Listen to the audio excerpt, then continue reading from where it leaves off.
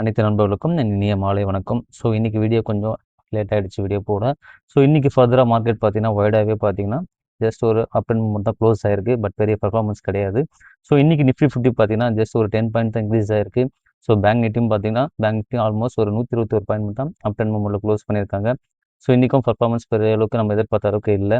So market ரிவர்சலாக ரொம்ப ரொம்ப வாய்ப்பு அதிகம். ஸோ ஆப்ஷன் ட்ரேட் பண்ணுறவங்க, ஸோ இன்ட்ராடே பண்ணுறவங்க கொஞ்சம் பார்த்து தெளிவாக பண்ணுங்கள், அனலைஸோடு பண்ணுங்கள். ஸோ அடுத்த கேண்டில் என்ன பொசிஷன் வருது, ஸோ யோசிச்சு முடிவெடுங்க. அவசரப்பட்டு உள்ள போனால் லாஸ் ஆக ரொம்ப ரொம்ப வாய்ப்பு அதிகம். ஸோ இன்றைக்கி நிஃப்டி ஆட்டோ பார்த்தீங்கன்னா ஆல்மோஸ்ட் 51 பாயிண்ட் நல்ல ஒரு அப் அண்ட் மூவ்மெண்ட்டாக க்ளோஸ் பண்ணியிருக்காங்க.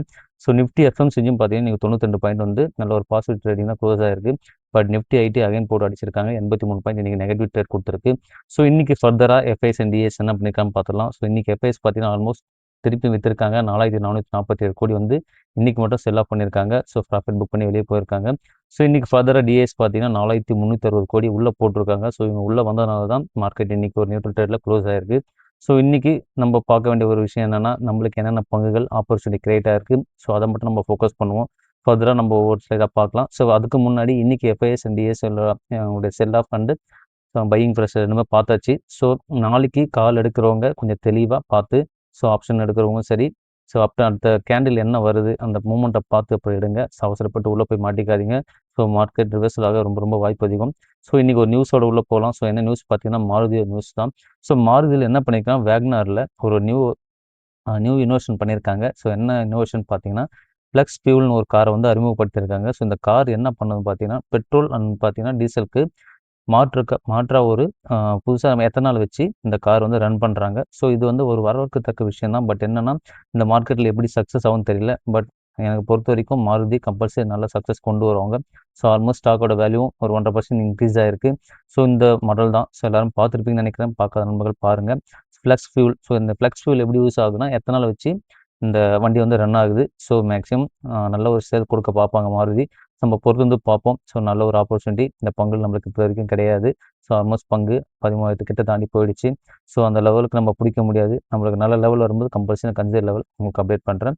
ஸோ இன்றைக்கி ஃபர்தராக அடுத்த நியூஸ் உள்ளே போயிடலாம். ஸோ அடுத்த நியூஸ் என்ன பார்த்தீங்கன்னா, ட்ரெண்டோட நியூஸ் தான். இன்றைக்கி மட்டும் ஷேர் 33% கரெக்ஷன் ஆகிருக்கும் போட்டிருக்கு.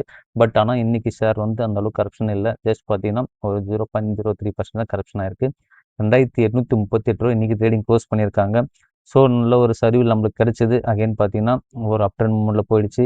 இந்த பங்குகள்லாம் இன்னும் சரிவு நம்ம நோக்கி வரட்டும். வந்தவொடனே நம்ம உள்ளே போகலாம். அது வரையும் பொறுமையாக வாட்ச் பண்ண தான் நம்மளுக்கு நல்லது. அவசரப்பட்டிங்கன்னா அகைன் நம்மளுக்கு லாஸ் ஆக ரொம்ப ரொம்ப வாய்ப்பு அதிகம்.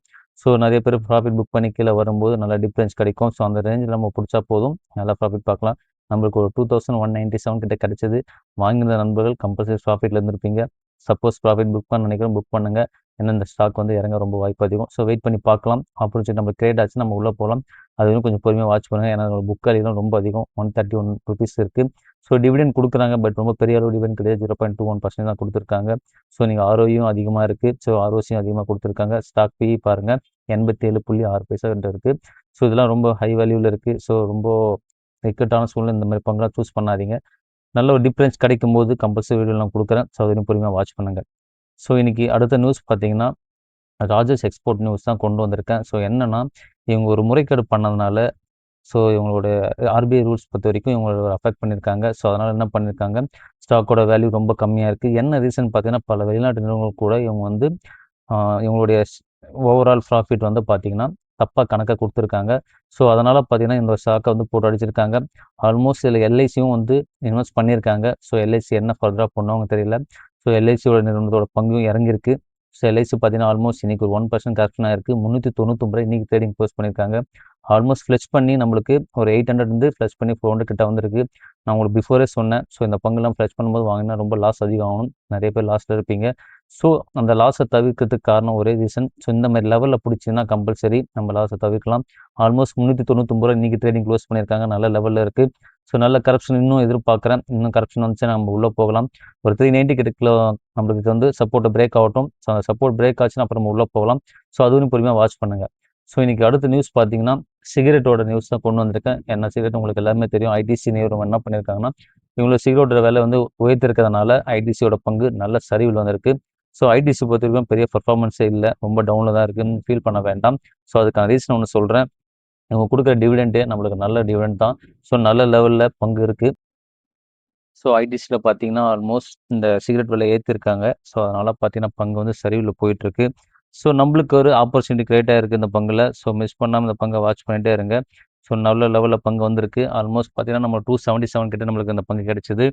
இன்னைக்கு பார்த்தீங்கன்னா ஒரு அப் அண்ட் மூவ்மெண்ட் தான் க்ளோஸ் ஆயிருக்கு. 282 க்ளோஸ் ஆயிருக்கு இன்னைக்கு. பட் இருந்தாலும் நம்ம கன்சிடர் லெவலில் இருக்குது. கன்சிடர் பண்ணுற நினைக்கிற நண்பர்கள் தாராளமாக கன்சிடர் பண்ணுங்க. ஸோ நல்ல லெவலில் கரெக்ஷன் ஆயிருக்கு பங்கு. ஸோ இந்த லெவலில் விட்டிங்கன்னா அகைன் பீக் ஆகுது வாய்ப்பு ரொம்ப ரொம்ப அதிகம். பட் இது பர்ஃபார்மன்ஸ் பெரிய அளவு இல்லைனாலும் நம்மளுக்கு நல்ல டிவிடெண்ட் கொடுக்குற பங்கு. மிஸ் பண்ணாமல் இந்த பங்கை வாட்ச் லிஸ்ட்டில் போட்டுங்க. ஸோ இன்னைக்கு அடுத்த நியூஸ் பார்த்தீங்கன்னா ஸோ காட்ஃப்ரை ஃபிலிப்ஸ் தான் கொண்டு வந்திருக்கேன். காட்ஃப்ரை ஃபிலிப்ஸ் பார்த்தீங்கன்னா நம்மளுக்கு ஒரு 2000 கீழே பிரேக் ஆச்சு. ஒரு 1900 கிட்ட கிடைச்சது. ஸோ நல்ல லெவலில் பங்கு கிடச்சி இந்த பங்குக்கு இன்னும் கரப்ஷன் ஆகட்டும். அகைன் கரப்ஷன் ஆச்சா நல்ல பங்கு. மிஸ் பண்ணாமல் இந்த பங்கை வாட்ச் பண்ணிக்கோங்க. நல்ல பீக்கில் போயிட்டு ஃப்ளெச் பண்ணி கீழே வந்து இந்த பங்குலாம். ஸோ ஆல்மோஸ்ட் இன்னைக்கு 2234 ட்ரேடிங் க்ளோஸ் ஆகிட்டு இருக்கு. ஸோ நல்ல ஒரு லெவலில் இந்த பங்கு கிடைச்சது. மிஸ் பண்ணாமல் இந்த பங்கை வாட்ச் பண்ணிகிட்டே இருங்க. ஸோ இன்னைக்கு அடுத்த பங்கு பார்த்தீங்கன்னா ஸோ இன்னைக்கு டாப் கெய்னர் ஆன பங்கு Hyundai Motors and Titan company, CG power industrial. So almost இன்னைக்கு 3.5% பார்த்தீங்கன்னா நல்ல ஒரு அப் அண்ட் மூவ்மெண்ட்ல ஹுண்டாய் மோட்டார்ஸ் இன்க்ரீஸ் ஆயிருக்கு. ஸோ என்ன நியூஸ்னால் நான் ஃபர்தராக நாளைக்கு கொண்டு வரேன். ஸோ டைட்டன் பார்த்தீங்கன்னா இன்றைக்கி ஒரு 3% ஏற்றத்தை கொடுத்துருக்கு. ஸோ இன்றைக்கி சிஜி பவரும் நல்ல ஒரு பர்ஃபார்மன்ஸை கொடுத்துருக்கு இன்றைக்கி. ஸோ இன்றைக்கி நெக்ஸ்ட்டாக ஒரு பங்கு கொண்டு வந்திருக்கேன். என்ன பங்கு பார்த்தோன்னா நம்மளோட டிசிஎஸ் தான். ஸோ அகைன் நல்ல ஒரு ஆப்பர்ச்சுனிட்டி பிரகாசமாக நம்மளுக்கான வாய்ப்பை கொடுத்துட்டே இருக்குது இந்த பங்கு.